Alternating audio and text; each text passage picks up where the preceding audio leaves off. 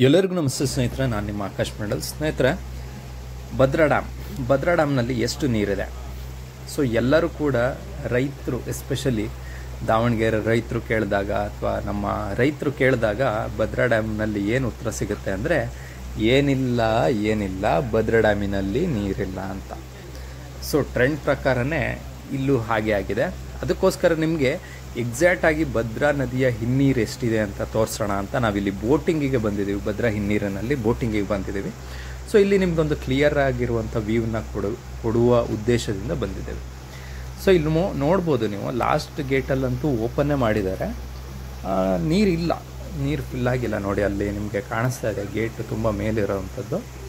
So ಇನ್ನೂ ತುಂಬ ನೀರು ಬರಬೇಕು. ಇನ್ನು ಎಕ್ಸಾಕ್ಟಾಗಿ ಇವತ್ತಿನ ಭದ್ರಾ ಡ್ಯಾಮ್ ಎಷ್ಟಿದೆ ಅಂತ ನೋಡ್ಕೊಬರೋಣ. ಹಾಗಾದರೆ ದಿನಾಂಕ 8 March 2024 Bhadra dam water level 137 ಅಡಿ 2.25 ಇಂಚು ಇರುವಂಥದ್ದು.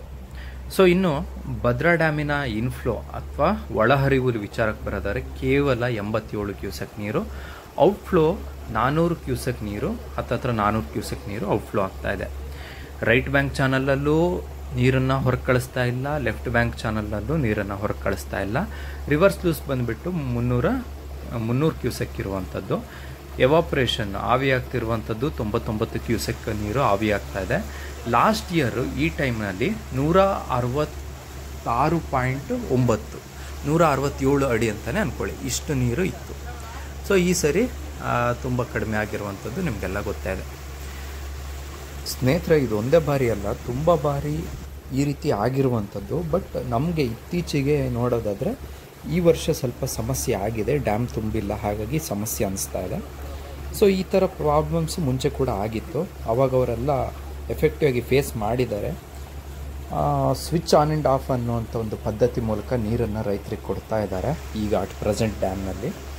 ಸೊ ಈ ಪದ್ಧತಿ ಅನುಕೂಲವಾಗಿದೆ. ಬಟ್ ಎಲ್ಲಿ ಪ್ರಾಬ್ಲಮ್ ಆಗ್ತಾಯಿದೆ ಅಂದರೆ, ಈ ಚಾನಲ್ಲಿಂದ ನೀರು ಹರಿಸಿದಾಗ ಈ ಮಧ್ಯದಲ್ಲಿರುವಂಥ ರೈತರು ಅವ್ರು ಏನು ಮಾಡ್ತಾ ಇದ್ದಾರೆ, ಮೋಟ್ರ್ ಸೆಟ್ಟನ್ನು ಹಾಕ್ಕೊಂಡ್ಬಿಟ್ಟು ನೀರನ್ನು ಪಂಪ್ ಮಾಡ್ಕೊತಾ ಇದ್ದಾರೆ. ಹಾಗಾಗಿ ಫೈನಲ್ ಡೆಸ್ಟಿನೇಷನ್ ತನಕ ನೀರು ರೀಚ್ ಆಗ್ತಾ ಇಲ್ಲ. ಇದೊಂದು ದೊಡ್ಡ ಪ್ರಾಬ್ಲಮ್ ಆಗಿದೆ.